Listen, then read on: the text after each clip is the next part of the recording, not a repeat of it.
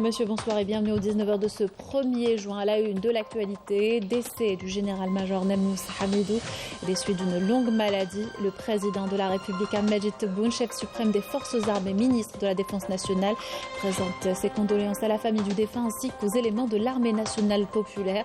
Condoléances également du chef d'état-major de l'armée nationale populaire, Saïd Chengriha, le général de corps d'armée, Saïd Chengriha. L'inhumation de l'ancien ministre et porte-parole de la présidence de la République, Belaïd Mohamedou Saïd, les nombreuses contributions du défunt pour le bien du pays et la nation mis en avant par le porte-parole de la présidence, nous l'écouterons dans ce journal.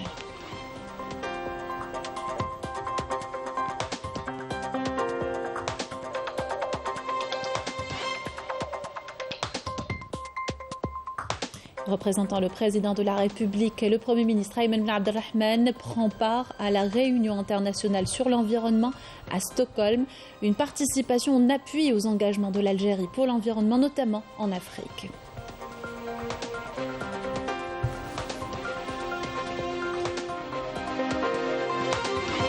La journée internationale de l'enfance, ce 1er juin, un intérêt particulier accordé à cette frange fragile de la société. Exemple du village SOS de Draria, une des structures qui offre aux enfants en difficulté sociale un environnement stable et sécurisé. Zoom également sur le concours national de calcul mental. Bienvenue à tous, heureuse de vous retrouver. Je vous le disais en titre, décès du général-major Namous Hamidou à l'hôpital central de l'armée Mohamed Zghir Nqash à Ain Adja des suites d'une longue maladie. Le président de la République, Abdelmajid Tebboune, chef suprême des forces armées, ministre de la Défense nationale, présente ses condoléances à la famille du défunt ainsi qu'aux éléments de l'armée nationale populaire. Condoléances également du général de corps d'armée Saïd Chengriha, chef d'état-major de l'armée nationale populaire, qui présente en son nom et au nom de l'ensemble des personnels de l'armée nationale populaire ses sincères condoléances et fait part de sa profonde compassion à la famille et aux proches du défunt. Prions Allah le Tout-Puissant de lui accorder sa sainte miséricorde et l'accueillir en son vaste paradis et d'octroyer à sa famille et ses proches tout le courage et la force en cette dure épreuve. À Dieu nous appartenons et à lui nous retournons. Inhumation cet après-midi de l'ancien ministre et porte-parole de la présidence de la République, Belaïd Mohamedou Saïd, lors d'une oraison funèbre prononcée par le porte-parole officiel de la présidence de la République. Samir Agoun est longuement revenu sur les qualités de l'ancien journaliste de la télévision nationale. C'était au cimetière de Sidi Yahia à Alger. Les nombreuses contributions du défunt pour le bien du pays et la nation et son riche parcours journalistique, diplomatique et politique ont été énumérés par le porte-parole de la présidence de la République. On écoute. أيها الجمع الكريم، إننا نودع اليوم أخا فاضلا ووطنيا صادقا ومناضلا فذا لم يتوانى في خدمة الوطن والدولة بتفان وإخلاص وكفاءة تنم عن نظرة ثاقبة في شؤون إدارة الدولة. لقد عرف الفقيد بدماثة الخلق وصدق الكلمة وحصافة الرأي، وكان إعلاميا مقتدرا سخر قلمه وصوته لإعلاء كلمة الوطن وصون إرادته وحماية الثوابت الوطنية، وهو الذي ساير مراحل بناء الدولة في حقب مختلفة في مراكز المسؤولية وبخاصة الإعلامية منها، حيث جعلها أداة توعية في كل أبعادها السياسية والثقافية لتجسيد أهداف ثورة نوفمبر المجيدة في بناء دولة وطنية سيدة في إطار هوية الجزائر. أيها الجمع المهيب، لقد كانت مسيرة الفقيد حافلة بالعطاء المتواصل، وهو الذي عرف بالجدية والمثابرة في كل المهام التي أنيطت به والمسؤوليات التي تقلدها، وكان مثال الجزائري الملتزم بقضايا الوطن المنافح عنه بالقلم والكلمة، التي تحمل حكمة وتبصرا نابعتين من رزانة ورصانة تميز بها جيل خدم الجزائر في أحلك الظروف، لم تلن له قناة ولم يتغير، وبقي راسخا في قناعاته التي أهلته لتبوء المسؤوليات الهامة في خدمة الجزائر وطنا ودولة. إن قلوبنا تعتصر حزنا وألما على فراق أخ نحسبه من الصادقين، وما أصعبها لحظة حين يقف الإنسان مؤبنا غاليا عليه.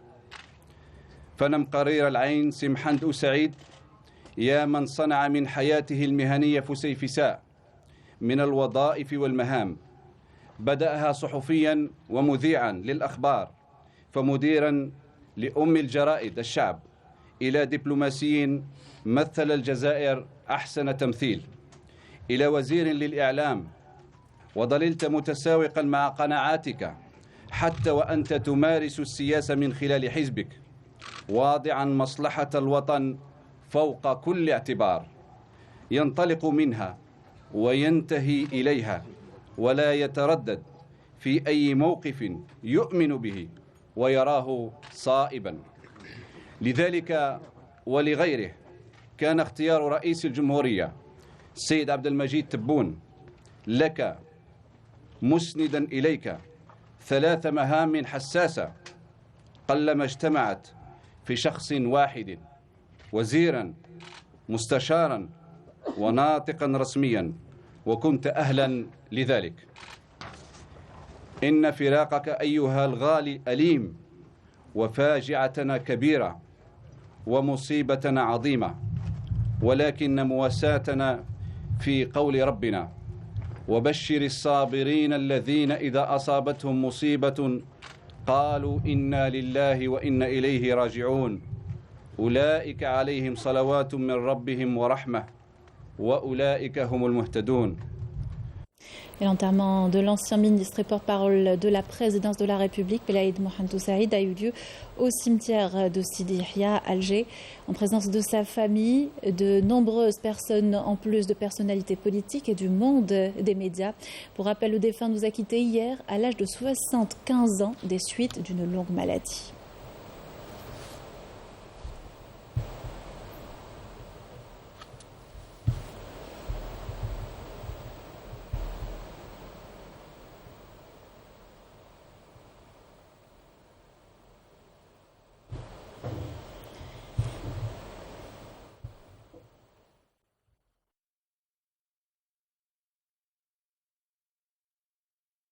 اللهم اعف عنه وعافه وأكرم نزله ووسع مدخله واغسله بالماء والثلج والبرد ونقه من الخطايا كما ينقى الثوب الأبيض من الدنس، وأبدله دارا خيرا من داره، وأهلا خيرا من أهله، وزوجا خيرا من زوجه، وقه فتنة القبر وعذاب النار، وأدخله الجنة مع الأبرار يا حليم يا غفار.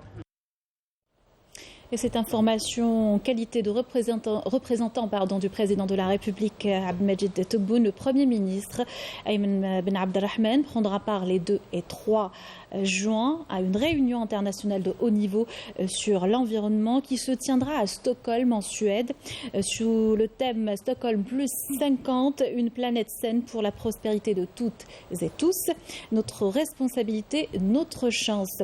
Organisée par les Nations Unies, cette réunion vise à encourager l'adoption de plans de relance écologique à la suite de la Covid-19 et à servir de tremplin pour accélérer la mise en œuvre de la décennie d'action, y compris décennie d'action des Nations Unies en vue de réaliser les objectifs de développement durable, y compris le programme de développement durable à l'horizon 2030, l'accord de Paris sur les changements climatiques, le cadre mondial de la biodiversité pour l'après 2020. Elle commémorera également le 50e anniversaire de la conférence des Nations Unies sur l'environnement humain de 1972 et célébrera 50 ans d'action environnementale mondiale. Et la participation algérienne à cette réunion internationale vient en appui à ses engagements pour l'environnement, un enjeu important notamment pour le continent. Raouf Hamouche. Préserver le monde des risques des changements climatiques n'est pas chose aisée. Une raison pour laquelle le sommet de Stockholm revient 50 années après la première réunion onusienne sur l'environnement, mettant sur la table plusieurs défis et responsabilités. Une réunion capitale à laquelle l'Algérie prend part, étant un des pays ayant déjà adopté l'ensemble des conventions internationales visant à réduire les gaz à effet de serre et le réchauffement climatique. L'Algérie a même plaidé en faveur de l'accélération de sa proposition de créer un fonds de soutien aux mesures de lutte contre les répercussions néfastes engendrées par le changement climatique. Une proposition qui a été d'ailleurs adoptée par le Conseil pour la paix et la sécurité de l'Union africaine. L'Algérie profitera de la tenue de la conférence de Stockholm pour réitérer sa position et pour rappeler que le traitement des questions climatiques est tributaire du respect des pays développés de leurs responsabilités historiques, tout en prenant en considération les divergences entre ces pays et les États en voie de développement, et une confirmation de la fidélité de l'Algérie à ses engagements tels que présentés à travers son programme national climat pour la période 2020-2030. L'Algérie fait partie des premiers pays à avoir fait de la protection de l'environnement une priorité à travers le lancement du barrage vert, un projet lancé depuis des décennies et qu'elle œuvre aujourd'hui à relancer et à élargir. La lutte contre les changements climatiques fait partie des défis que l'Algérie a relevés à travers toutes ses stratégies de développement global, à travers des approches pragmatiques visant à consolider les assises de la coopération internationale de lutte contre ce phénomène. Et de l'environnement à l'énergie, le ministre de l'énergie et des mines, Mohamed Arqab, a installé ce matin Minadi Rachdi au poste de président de l'autorité nationale de sûreté et de sécurité nucléaire. Une nouvelle fonction instaurée sur directive du président de la République, Majid Tebboune, et conformément à la loi 05-19. L'autorité a pour mission l'élaboration des textes encadrant l'activité nucléaire, en plus de la promulgation des autorisations et la régulation des activités et les installations nucléaires, ainsi que les activités impliquant des sources à rayons. On écoute. L'autorité nationale de la sûreté et de sécurité nucléaire jouera un rôle important dans le contrôle, mais aussi dans la sécurisation de toutes les structures nucléaires. Parmi les missions assignées à cette autorité, celle de poursuivre la réalisation des projets en collaboration avec le commissariat à l'énergie atomique. Ces projets qui entrent dans le cadre de l'activité nucléaire pacifique en Algérie, ainsi que le projet électronucléaire considéré comme l'un des plus importants projets en vue.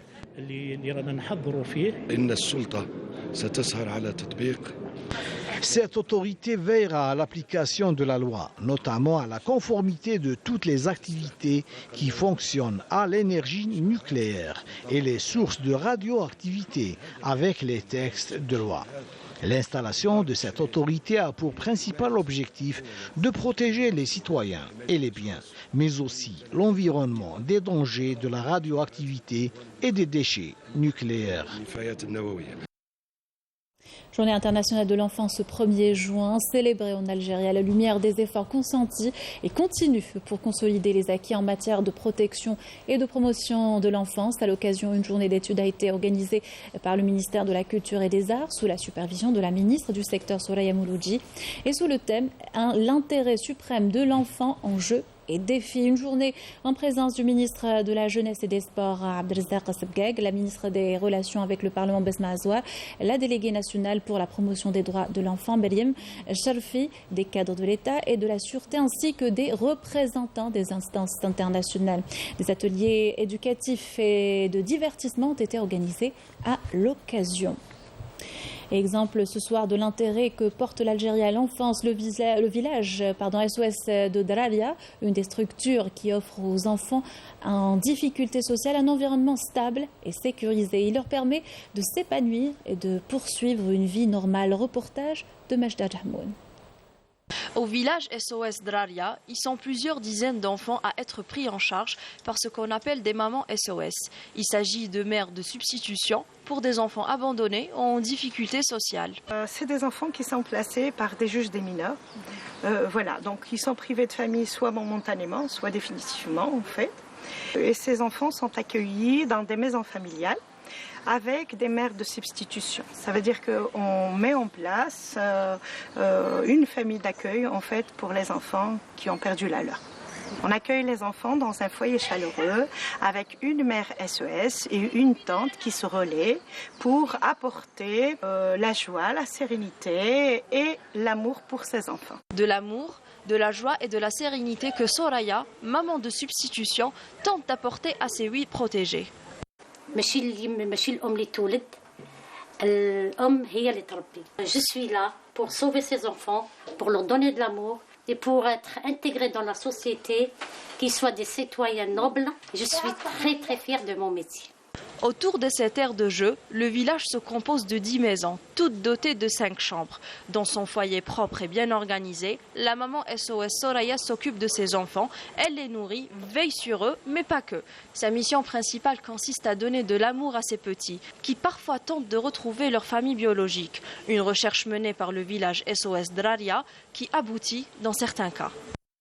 Depuis l'origine, les enfants qui ont été pris en charge à SOS Village d'enfants, plus de 60% ont pu réintégrer leur famille biologique grâce au travail aussi que SOS Village d'enfants fait dans la recherche des traces et dans l'accompagnement de ces familles-là justement pour pouvoir récupérer ces enfants. La famille SOS Draria assure le bon accompagnement des enfants dans leur projet de vie et ce jusqu'à autonomie et intégration socio-professionnelle. C'est des enfants qui grandissent dans des atmosphères joviales, pleines d'amour et d'affection. Et on vous emmène à présent à assister à un concours national de calcul mental qui a été organisé pour les enfants de 5 à 13 ans. Grâce à une méthode asiatique, les enfants arrivent à réaliser des opérations compliquées très rapidement. En tout cas, Walid Yousfi était très impressionné. Reportage. C'est un geste que seuls ceux qui y sont initiés peuvent comprendre. Grâce à cette méthode, ces enfants peuvent faire du calcul mental en un claquement de doigts. C'est d'ailleurs l'objet de cette rencontre organisée dans la capitale. Il s'agit d'une compétition nationale de calcul mental dédiée aux enfants de 5 à 13 ans. Nous essayons de développer les compétences de ces enfants. Cette technique est très répandue dans l'Asie de l'Est. Elle permet aux enfants de faire du calcul mental très rapide. Cela influe directement sur leur capacité intellectuelle. Cela fait 4 mois que mon fils s'entraîne à faire des calculs avec le Sorobon. C'est une très bonne chose, il a pris de l'assurance et ses résultats en maths se sont nettement améliorés. Les compétences de mon fils en mathématiques se sont beaucoup améliorées depuis qu'il est dans cette académie. Je recommande aux parents d'inscrire leurs enfants dans des écoles comme celle-ci. Pour sa 6e édition, cette compétition a réuni près de 1200 enfants venus des 4 coins de l'Algérie. J'ai 10 ans. C'est la 2e fois, c'est ma 2e compétition. Ça va. J'ai bien su comment répondre et tout. Je m'appelle Adam, j'ai 9 ans. Je fais le Sorobon depuis 3 ans. J'ai trouvé l'examen facile. Je n'avais pas de difficultés. C'était trop facile. C'est la première fois que je participe à ce genre de compétition. Je n'ai pas eu beaucoup de difficultés durant l'examen. Une compétition nationale qui regroupe 10 niveaux de difficulté. Les 3 premiers lauréats de chaque niveau pourront participer à une compétition internationale qui se tiendra en Égypte durant le mois d'août prochain. Et l'accès à une éducation de qualité, un droit fondamental. Un groupe de jeunes propose une formation technologique. Leur entreprise initie les enfants à la programmation et la robotique. Reportage de Manal Abdish, commentaire à Raouf Hamouche. Au moment où des adolescents de leur âge passent leur temps à jouer aux jeux vidéo, dans cette école de formation programmation et robotique, plusieurs jeunes talents donnent libre cours à leur imagination et à leur créativité, tout en profitant des formations et des ateliers ludiques qui leur sont proposés. Je viens ici pour profiter de ces sessions de formation car j'aime beaucoup la robotique. Mon souhait est de créer un robot qui représentera l'Algérie au niveau international. Je me sens très à l'aise ici. Nous apprenons beaucoup sur la robotique. Notre but est de former et d'initier cette nouvelle génération à l'ère de la robotique et de la science artificielle. Nous avons confiance en eux car ils peuvent proposer des merveilles. Apprendre à programmer des robots pour comprendre le monde d'aujourd'hui et de demain, c'est la mission que s'est donnée cette école de formation en robotique. Une mission qui d'ailleurs s'inscrit dans le projet d'ancrer la culture technologique chez les enfants dès le plus jeune âge. L'idée de créer cette école a germé dans nos esprits alors qu'on était étudiants à la fac. Nous avons décidé par la suite de nous unir et de finaliser ce projet d'école de formation en robotique.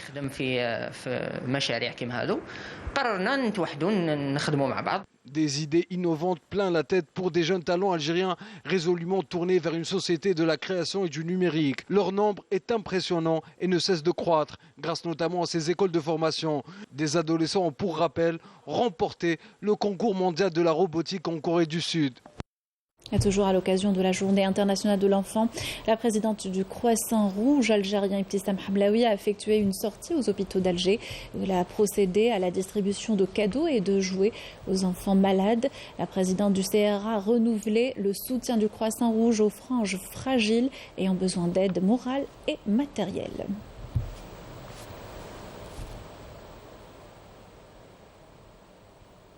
Le Digital African Summit se poursuit. Les initiatives interafricaines en matière de numérisation sont déterminantes pour l'avenir de l'Afrique, a déclaré le ministre de la Numérisation et des Statistiques. Une deuxième journée en présence également du ministre de la Poste et des Télécommunications, Karim Bibi-Triki, le ministre délégué auprès du Premier ministère chargé de l'économie, de la connaissance et des startups, Yassine Walid El-Mahdi. Pour rappel, l'événement se poursuit jusqu'à demain. Il regroupe 1200 décideurs du monde entier autour de projets futuristes pour l'Afrique et ailleurs.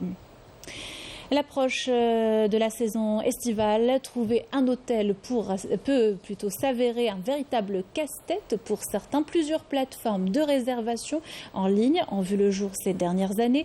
Pour en savoir plus, notre journaliste Yasmine Massoudi est allée à la découverte de l'une d'entre elles. Reportage. Allô, oui, bonjour. Monsieur, je vous appelle pour confirmer votre réservation d'hôtel. Donc vous avez réservé bien. Des appels comme celui-ci, Inès en effectue une dizaine par jour. Cet agent de plateforme active au sein de cette entreprise qui propose aux touristes algériens et étrangers des réservations d'hôtels partout en Algérie et ce, en un seul clic. Une idée développée en 2018 par Amara, informaticien de formation.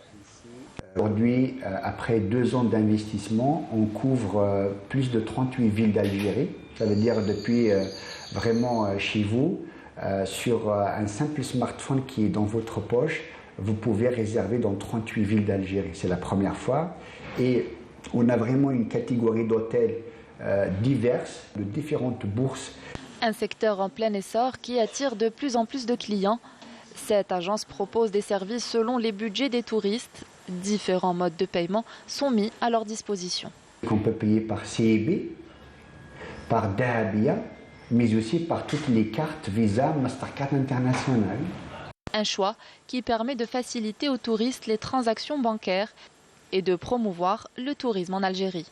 Aujourd'hui, indéniablement, nous sommes un acteur technologique, certes, et qui fait la promotion d'une manière directe de l'Algérie, du tourisme algérien. Inch'Allah, nous espérons enrichir davantage cette plateforme pour faire venir un maximum d'hôtels et pour toujours apporter plus de satisfaction aux touristes. Aujourd'hui, la plateforme compte pas moins de 180 hôtels, un nombre que ce chef d'entreprise espère augmenter afin d'attirer plus de touristes dans le pays. Le directeur général de la Sûreté nationale, Farid Benchir, a examiné avec son homologue italien, Lamberto Giannini, les moyens de renforcer les mécanismes de coopération policière entre les deux pays, notamment dans le domaine de la lutte contre le crime organisé transfrontalier et le développement des capacités policières dans les différentes disciplines. Le directeur général de la Sûreté nationale a entamé sa visite de travail à la direction générale de la police italienne les 29 et 30 mai par des entretiens bilatéraux avec son homologue italien qui se sont élargis aux délégations de la police des deux pays. 3 bombes de confection artisanale découvertes et détruites à Tébessa, à Skikda, et 3 narcotrafiquants arrêtés, ainsi que des tentatives d'introduction de grandes quantités de drogue déjouées à travers les frontières avec le Maroc par des unités et des détachements de l'armée nationale populaire. Des opérations ayant abouti à des résultats de qualité qui reflètent le haut professionnalisme, la vigilance et la disponibilité permanente de nos forces armées. Le bilan complet par Yanis Aïd Belkacem. Dans le cadre de la lutte antiterroriste, des détachements de l'armée nationale populaire ont découvert et détruit à Tébessa et Skikda 3 bombes de confection artisanale. Dans le cadre de la lutte contre la criminalité organisée, en continuité des efforts intenses visant à contrecarrer le fléau du narcotrafic dans notre pays, des détachements combinés de l'armée nationale populaire ont arrêté en coordination avec les différents services de sécurité au niveau des territoires des 2e et 3e régions militaires 3 narcotrafiquants ayant déjoué des tentatives d'introduction de grandes quantités de drogue à travers les frontières avec le Maroc, s'élevant à 6 quintaux et 36 kg de kif traité, alors que 26 autres narcotrafiquants ont été arrêtés en leur possession 118,5 kg de la même substance et 41 627 comprimés psychotropes lors de diverses opérations exécutées à travers les autres régions militaires. Par ailleurs, des détachements de l'armée nationale populaire ont intercepté à Tamanrasad, Bourdbadji Mokhtar, Ingzam, Janet et Tindouf 183 individus et saisi 19 véhicules, 229 groupes électrogènes, 117 marteaux-piqueurs et des outils de détonation et des équipements utilisés dans des opérations d'orpaillage illicite, tandis que 4 autres individus ont été appréhendés et 3 fusils de chasse, un pistolet automatique et 36 464 paquets de tabac ont été saisis à Ouergla, El Oued, Inamenas et Sétif. De même, les gardes frontières ont déjoué avec les services de la Sûreté nationale des tentatives de contrebande de quantité de carburant s'élevant à 61 248 litres à Tamanrasset, Adrar, Tébessa, El Taraf et Sougaras. Dans un autre contexte, les gardes-côtes ont déjoué au niveau de nos côtes nationales des tentatives d'émigration clandestine et ont procédé au sauvetage de 17 individus à bord d'embarcations de construction artisanale, alors que 324 immigrants clandestins de différentes nationalités ont été arrêtés à travers le territoire national. À l'étranger, les attaques de l'armée sahraoui se poursuivent contre les forces de l'occupation marocaine qui ont subi de lourdes pertes humaines et matérielles le long du mur de la honte. Hier, des unités de l'APLS ont ciblé les retranchements des soldats de l'occupant marocain dans le secteur de Mahbes. L'armée sahraoui a bombardé également la région de Ezmoul, Khamla, dans le secteur Edrika. L'état d'urgence sanitaire proclamé au Maroc, le régime utilise l'urgence sanitaire pour violer les droits des Marocains et instaurer encore plus la normalisation avec l'entité sioniste. Il tente par tous les moyens de stopper la grogne populaire. Amal Bouhakba.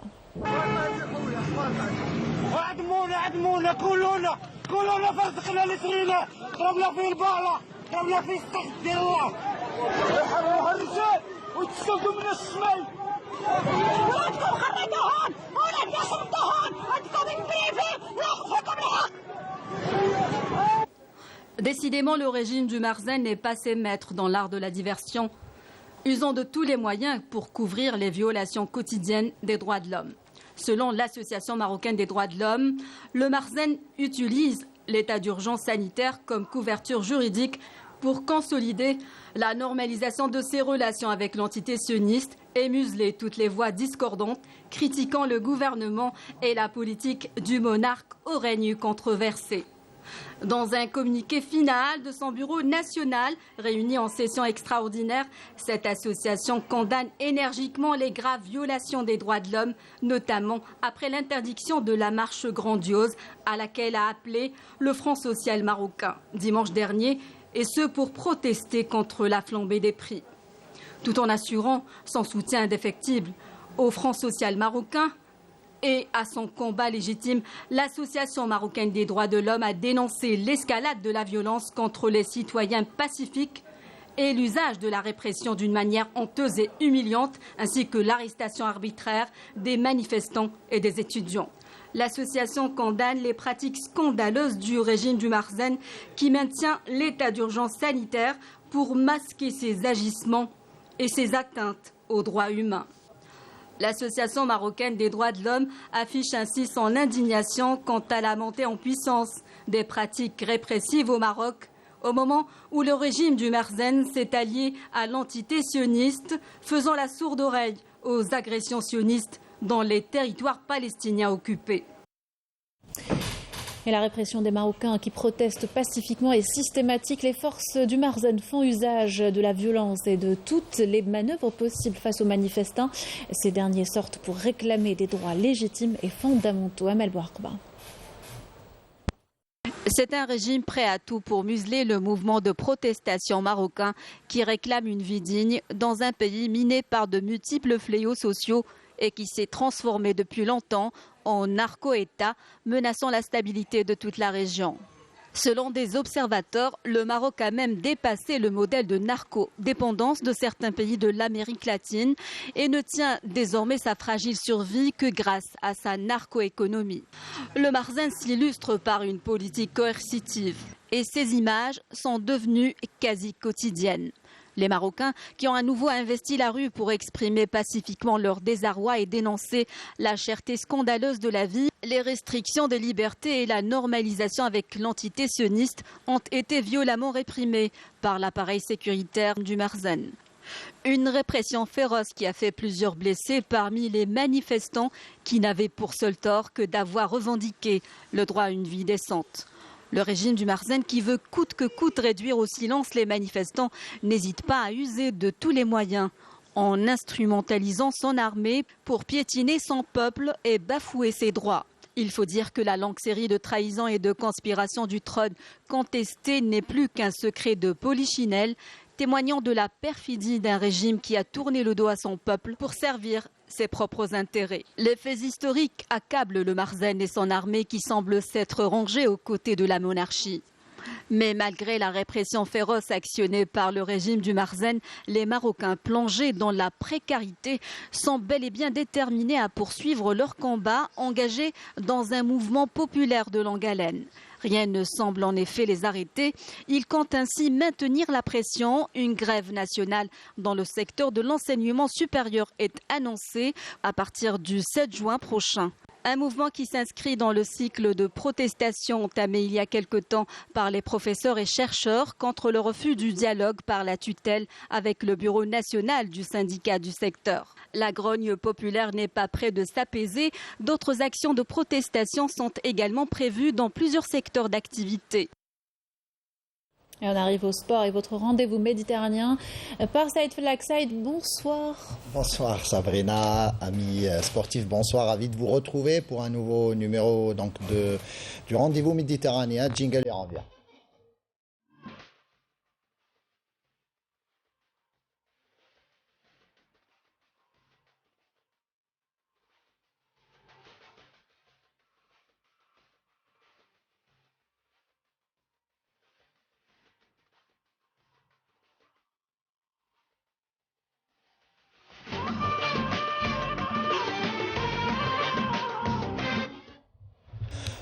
On commence ce rendez-vous méditerranéen avec la signature aujourd'hui d'une convention entre Mobilis et le comité d'organisation des Jeux méditerranéens d'Oran. L'opérateur de téléphonie mobile va en effet parrainer 4 athlètes algériens en qualité d'ambassadeurs pour ces JM.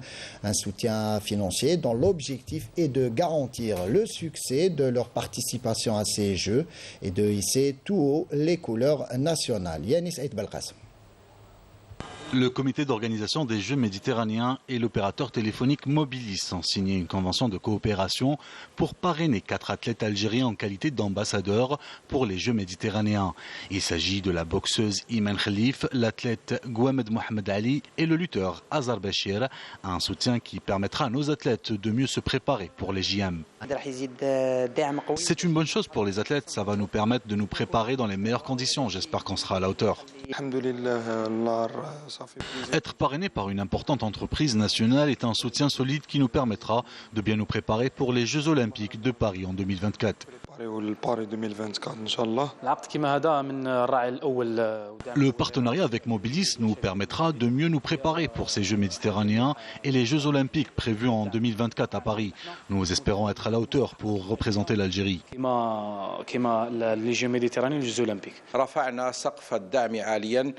Nous avons assuré un soutien financier important pour garantir le succès de cet événement de grande envergure et permettre à nos athlètes de hisser haut et fièrement le drapeau algérien. Je sais que nos athlètes seront à la hauteur lors de ces Jeux méditerranéens. Ça sera également une occasion pour nos athlètes de se préparer pour les prochains Jeux olympiques à Paris en 2024. À travers ce sponsoring, l'opérateur téléphonique Mobilis tient à accompagner et valoriser l'élite du sport algérien participant à cette importante manifestation sportive méditerranéenne. On passe à la natation avec l'une des grandes chances de médaille algérienne pour ces Jeux méditerranéens, à savoir Jawed Sayoud. Ce dernier nous parle de sa préparation et de ses objectifs pour le grand événement de cet été. Sid Ahmed Bouraïd.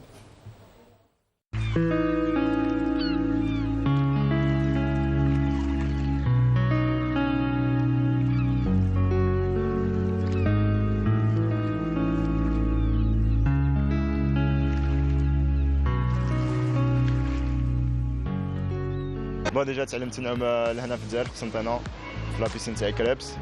ابخي طلعت فرنسا من بعد كي طلع النيفو نتاعي مليح وجبت الباك نتاعي رحت لبودابست هونغري وين انطونيت عامين مع une championne olympique وين j'ai pris beaucoup d'expérience. Et après j'ai rejoint le club de Nice il y a 2 ans maintenant. Là où je me suis servi de l'expérience et d'une nouvelle technique d'entraînement pour encore plus progresser. Ça a été une de mes plus belles années niveau résultat. J'ai réussi à intégrer un top 10 mondial et à avoir la meilleure performance mondiale de la saison sur ma spécialité qui est le 204 nage. Et j'ai réussi à confirmer aussi un très bon classement niveau français et niveau mondial aussi sur d'autres épreuves.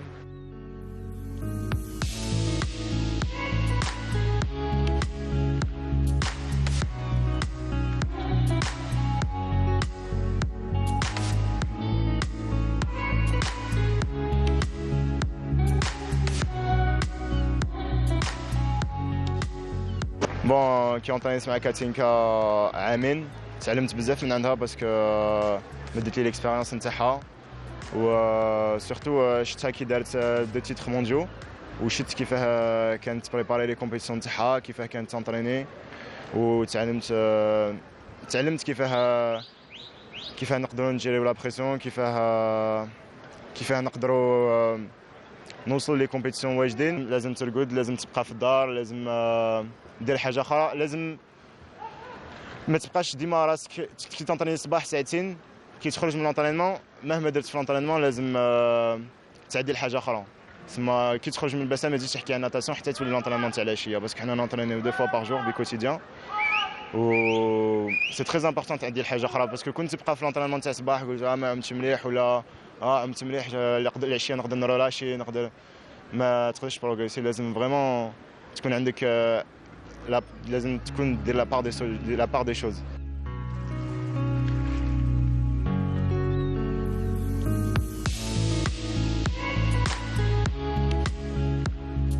في القايله لازم تقيل مينيمم ساعه. في الماكله لازم تاكل اكيليبري ما تقدرش تخرج ديما تاكل برا ما تقدرش تخرج مع صحابك في الليل. لازم ترقد لازم تبقى في الدار لازم دير حاجه اخرى. لازم ما تبقاش ديما راسك كي تنطريني الصباح ساعتين كي تخرج من لونطرينمون مهما درت في لونطرينمون لازم تعدي لحاجه اخرى. تسمى كي تخرج من البسام ما تزيدش تحكي على الناتاسيون حتى تولي لونطرينمون تاع العشيه باسكو حنا نونطرينيو 2 fois par jour بي كوتيديان.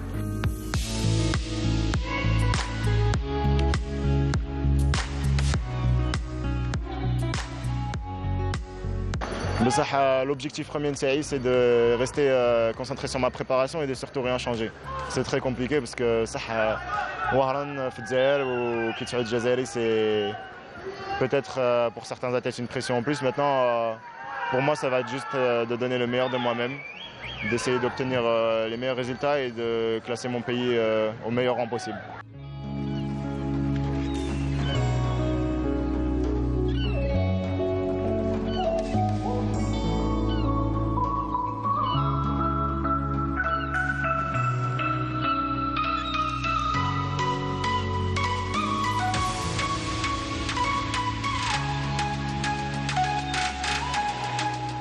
Au Kitchery Jazairi, c'est peut-être pour certains athlètes une pression en plus. Maintenant, pour moi, ça va être juste de donner le meilleur de moi-même, d'essayer d'obtenir les meilleurs résultats et de classer mon pays au meilleur rang possible.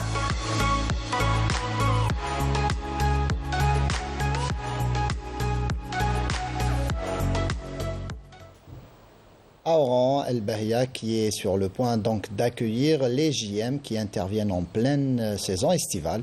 Un duo gagnant notamment pour plusieurs associations qui ont dévoilé un programme riche consistant en des circuits touristiques dans la ville, des circuits qui permettent aux visiteurs de découvrir la richesse du patrimoine de la ville. Raouf Hamouche. Si vous visitez El Bahia, prenez le temps de vous promener dans les rues du Vieil Oran. Ici, c'est une véritable cité-musée. Le fort de Santa Cruz, la mosquée de Sidi El Houari ou encore le théâtre régional Abdelkader Al-Oula. Ces monuments sont un véritable patrimoine civilisationnel, témoin d'un brassage des cultures.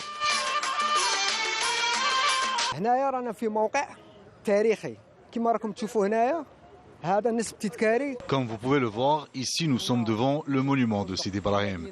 Ici vous avez l'hôtel de ville d'Oran qui date de 1886.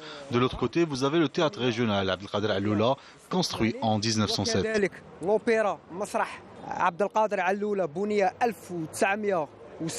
En prévision des Jeux méditerranéens prévus à Oran à partir du 25 juin, notre association a organisé cette sortie touristique qui fait partie des circuits touristiques tracés par le comité d'organisation des Jeux méditerranéens en collaboration avec l'ONAD.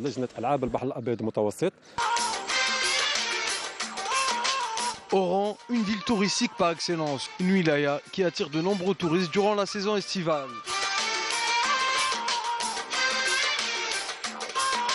La ville d'Oran est juste magnifique. Je suis sûre qu'Oran relèvera le défi de l'organisation de ces Jeux méditerranéens. Oran est désormais prête à accueillir cet événement sportif d'envergure internationale, dont le coup d'envoi sera donné le 25 juin prochain, où de nombreux touristes pourront découvrir la richesse du patrimoine algérien.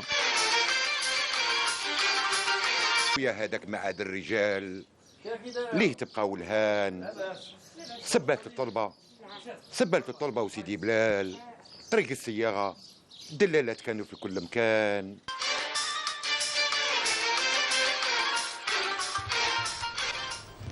Et c'est ainsi que prend fin ce rendez-vous méditerranéen. Merci pour votre attention et à demain pour un nouveau numéro.